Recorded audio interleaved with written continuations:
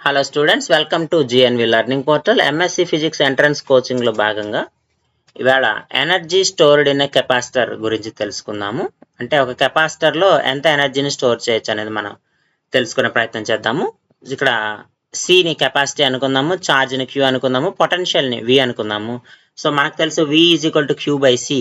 So అప్పుడు ఆ potential దగ్గర మనకి జరిగినటువంటి వర్క్ డన్ ఎంత అంటే W is equal to Q square by 2c అవుతుంది.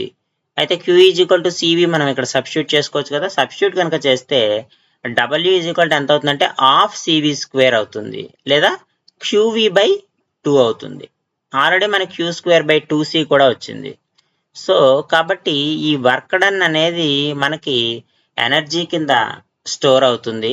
కాబట్టి total energy stored in the capacitor is either half CV square, లేదా క్యూవి బై 2 లేదా Q square by 2c. So మనకి వాల్యూస్ తెలిసిన దాన్ని బట్టి మనము కావలసినటువంటి ఫార్ములాని ఉపయోగించి కెపాసిటర్లో ఉండేటువంటి ఎనర్జీని ఫైండ్ అవుట్ చేయవచ్చు.